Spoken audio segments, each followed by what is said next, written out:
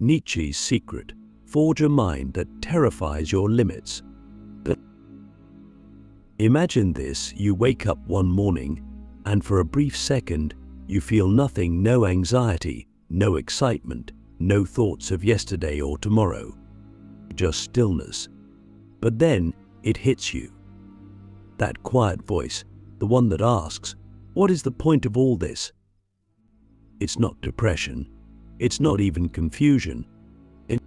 It's a piercing clarity that cuts through the distractions of modern life. And if you've ever felt that strange, unsettling silence, then welcome. You're on the verge of discovering something Nietzsche understood too well, that to forge a mind that terrifies your limits, you must first be willing to stand in front of the void and not blink. We live in a world addicted to comfort, to convenience, to the avoidance of suffering. But Nietzsche's secret wasn't in escaping pain. It was in using it. He once said, "He who has a why to live can bear almost anyhow." But what if you don't have a why?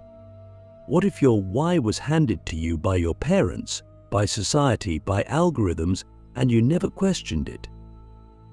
Most people never confront this. They never look in the mirror and ask, "Is this life truly mine, or am I just playing a role written by someone else?" And that's where Nietzsche begins. He doesn't give you answers. He gives you a mirror, and what you do with that reflection, that's your beginning. Click subscribe to this channel to get more profound insights. Now, let's get something straight. Nietzsche wasn't trying to break you down. He was trying to set you free. But to be free, you have to be dangerous. Not reckless, not cruel.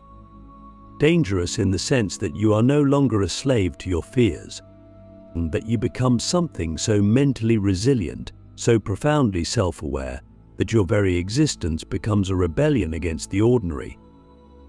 You stop being a reaction, you become a force. But how? A dinky years, whilst a wee fall. The first step is terrifyingly simple. Stop lying to yourself. How often do we convince ourselves that we're happy, fulfilled, productive when we're not? Every time we scroll, binge, avoid, distract, we dull the blade of our own becoming. We trade meaning for comfort. Nietzsche called this the herd morality, the safety of blending in, of doing what's expected, of being good instead of being great. But greatness requires solitude, suffering, and the courage to offend. Are you willing to offend yourself? To confront the parts of you that are weak, cowardly, envious, lazy? Because if you're not, then you're not ready. And that's okay. But let's be honest about that too. I want you to imagine your mind as a forge. And every difficult thought, every honest self-critique, every moment of pain, it's the heat. It's the hammer. The discomfort isn't the enemy. It's the process. Because a mind that terrifies its limits is not born. It is built, one brutally honest moment at a time. Here's where things get really uncomfortable. Nietzsche believed that to become what he called the Übermensch, the overman, the one who transcends their humanity, you have to be willing to kill your old self. Not physically, but mentally, spiritually. You have to let go of your need for approval. You have to stop chasing the illusion of safety. You have to be willing to die to who you are so that you can become what you could be. That's not poetic. That's war. And the battlefield is your own mind. Now, think about this. When was the last time you did something that genuinely scared you, not because it was dangerous, but because you knew it would force you to grow? Most people avoid these moments. They rationalize, they postpone. But every time you do that, your limits laugh. They grow stronger. and you grow smaller. Nietzsche said, "Battle not with monsters, lest ye become a monster, and if you gaze long into the abyss also gazes into you." At first glance, this sounds like a warning. But what if it's an invitation? What if becoming the monster is exactly what you need? Not a monster in the traditional, evil sense, but a being who no longer flinches at fear, who has integrated their darkness, who uses their shadow as fuel. What if the abyss is not your enemy, but your birthplace? Let's pause. What are you most afraid to admit about yourself? And what would happen if you said it out loud? Because that, right there, is the fire. That's the beginning of your transformation. And if you can sit in that fire, not run from it, you'll forge a mind that doesn't just resist limits, but terrifies them. The fire beneath fear, how to use pain as power. Pain. The word alone makes most people recoil. It's associated with failure, loss, heartbreak, and humiliation. But Nietzsche saw it differently. He didn't worship pain, but he understood it as a necessary crucible, the only true forge of strength, clarity, and self-mastery. You see, we've been taught to avoid pain, to treat it as something unnatural, something that means something has gone wrong. But what if it's the opposite? What if pain is the most honest signal in your life? What if it's the one thing that refuses to lie to you? Think about it. Pain is the body's way of saying, pay attention. Physical pain? It's your body demanding care. Emotional pain? That's your psyche screaming for growth. Existential pain? That's your soul, yes, your soul telling you that your life is not aligned with your potential. Pain is not the enemy. Pain is the guide. But we numb it. We drown it in distractions. We label it as bad vibes or negative energy and run from it like it's a plague. And yet, every time you run from pain, you run from yourself. Nietzsche believed that the greatest individuals, those who truly transcend the herd, are those who transform pain into power. He didn't say this lightly. His own life was a storm of chronic illness, isolation, rejection, and heartbreak. He was misunderstood, mocked, dismissed, but he didn't let that define him. Instead, he sharpened his mind on the edge of that suffering. He turned his agony into insight. He became unbreakable not because he avoided pain, but because he walked into it head-on and refused to let it destroy him. Let me ask you something. What if you stopped avoiding your pain and started studying it? What if you treated your suffering not as a curse, but as a curriculum? Most people try to get over their pain as if it's some obstacle on the way to happiness. But what if pain is the teacher you've been waiting for? What if inside every moment of heartbreak, failure, rejection, or fear, there's a lesson so profound that it could change your whole life if you're brave enough to face it? Let's go deeper. Every time you feel pain, there's usually a belief hiding beneath it. Maybe it's the belief that you're not good enough. Maybe it's the belief that you'll never be loved. Maybe it's the belief that you'll always be stuck. These beliefs are not facts. They are echoes of stories you've been told or told yourself. But here's the thing, when you confront the pain, you confront the belief. And when you challenge the belief, you begin to rewrite the story. That's how you take your power back. Nietzsche's concept of the will to power isn't just about control or domination. It's about the fundamental drive within you to overcome, to grow, to expand beyond what you were yesterday. And that drive is fueled by your ability to confront discomfort. You cannot will yourself into greatness from a place of numbness. You must feel your way into it. You must be willing to sit in the fire, not just once, but over and over, until you no longer fear it. Until you become one with it. You see, fear and pain are not separate from greatness. They are the gatekeepers to it. Every hero, every thinker, every icon you admire, they didn't get there by skipping the hard parts. They got there because they stayed when it was unbearable. They didn't flinch when the world said, "Stop." They didn't run when their own minds screamed, "This hurts too much." They looked into the fire and said, "Good. Let it burn." Because they knew, just like Nietzsche did, that the pain was purifying them. It was stripping away the illusions, the ego, the need for approval.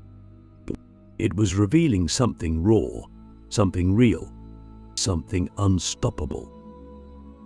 Now I want to ask you something that might hurt, but I ask it with love. What pain have you been avoiding? What lesson might be hiding inside it? Because the truth is, the parts of you that hurt the most are probably the parts that are trying the hardest to evolve. Your fear, your shame, your regret, they are not signs of weakness. They are signals that you are alive, that you are capable of more. But only if you stop numbing, only if you stop running, only if you choose right now to stop seeing pain as the enemy and start seeing it as the fire that forges the sword. Nietzsche didn't become Nietzsche by living a comfortable life. He became Nietzsche because he chose to suffer consciously.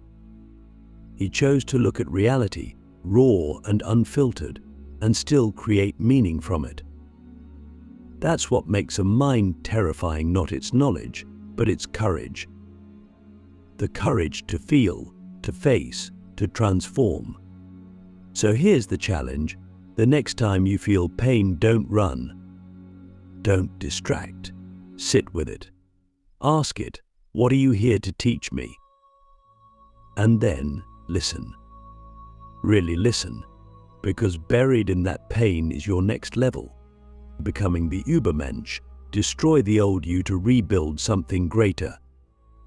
There comes a moment in every life when you realize that the person you've been, your habits, your fears, your excuses, your identity can no longer carry you forward. But that moment feels like death. And in a way it is. The death of who you were. The death of comfort. And the death of the lie that you can stay the same and still become something extraordinary. Nietzsche called this transformation the path toward the Übermensch, the overman. Not a perfect being, not a superhero, but someone who has mastered themselves so completely that they create their own values, live by their own standards, and no longer answer to the world's expectations. But before you can become this person, you have to destroy the one you are now. That's the part no one wants to talk about. Self-transformation isn't about addition. It's about subtraction. It's not how can I add more skills, tactics, habits. It's what must I let go of? What must die in me so that something greater can live? And that's terrifying, because we cling to our identity like it's solid, like it defines us.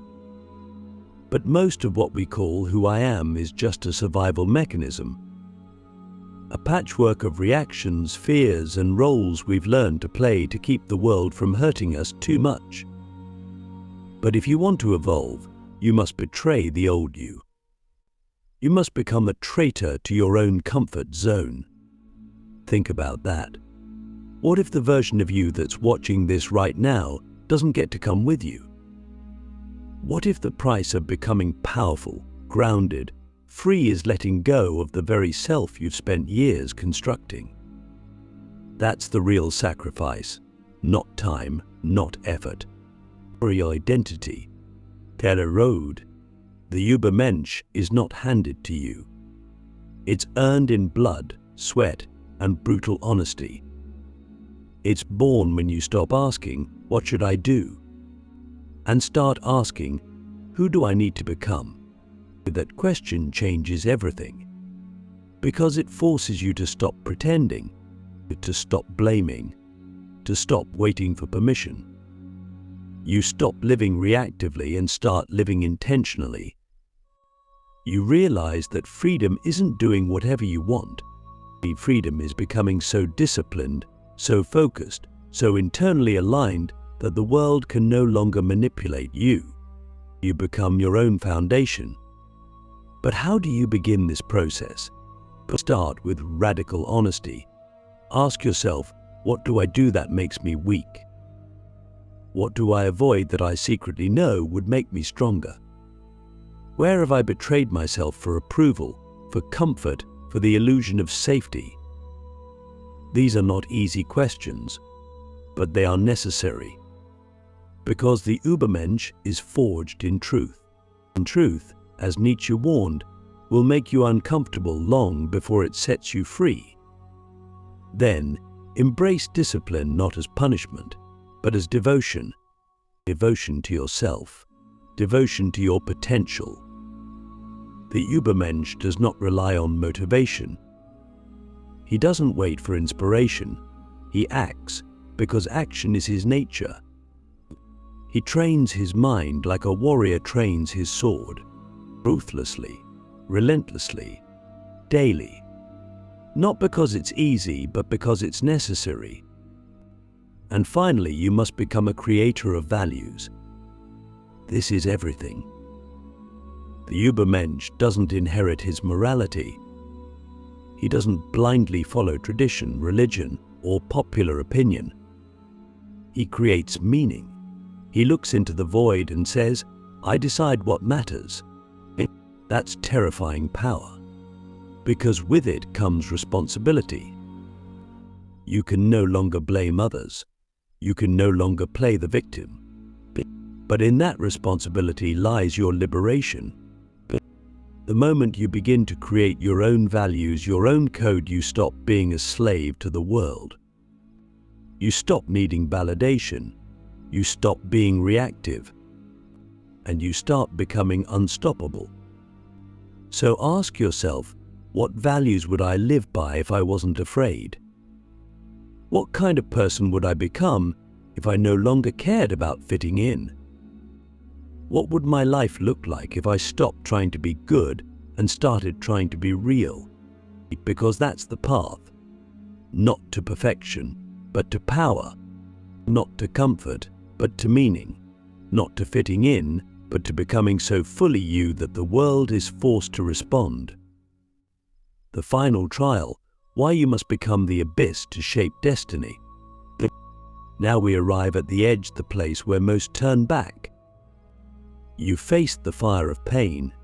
You've begun to dismantle the false self.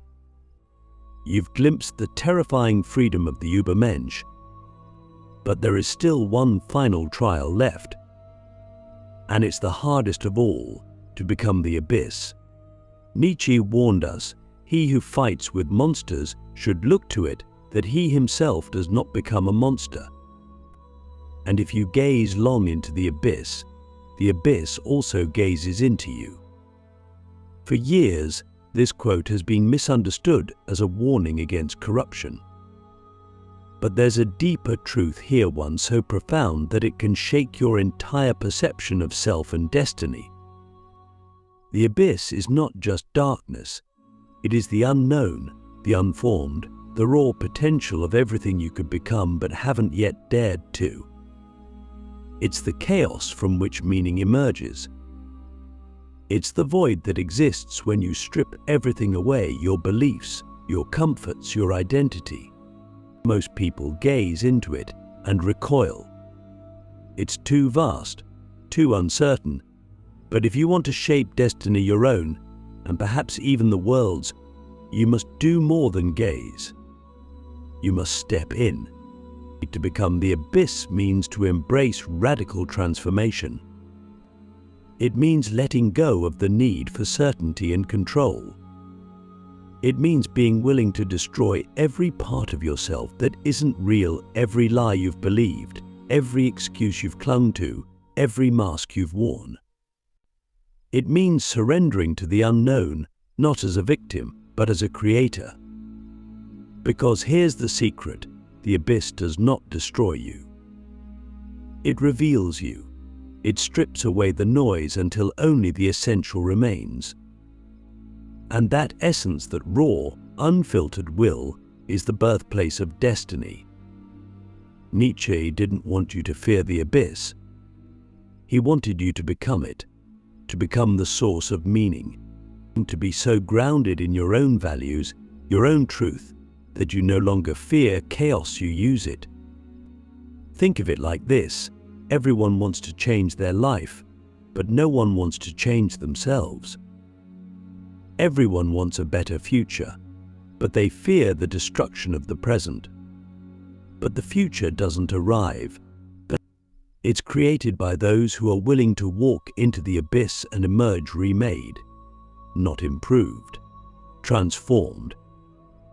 This is your final trial: to stop waiting, to stop hiding, to stop pretending that you need more time. You don't. You need more truth. You need to become the kind of mind that terrifies its limits, because it no longer sees limits. It sees choices. It sees raw material. It sees the void not as emptiness, but as potential. So I ask you, one last time, what would your life look like if you stopped being afraid of the abyss and started becoming it? What if every fear, every uncertainty, every unknown was not a threat but an invitation? What if the version of you that exists on the other side of fear is so powerful, so real, so free that this entire journey, every wound, every loss, every sleepless night was preparing you for that becoming? This is not motivation. This is not a pep talk. This is a call to arms for your soul. Nietzsche's secret is not hidden in books or in quotes. It is hidden in you, in your willingness to suffer, to confront, to create, to destroy, and to stand alone in the fire of your own truth. Forge a mind that terrifies your limits, not because it is perfect, but because it is real. Because it has seen the abyss, and instead of running, it became it. Now go. Stand in front of your fear, and do not blink. But the world was never meant to shape you. You were meant to shape the world.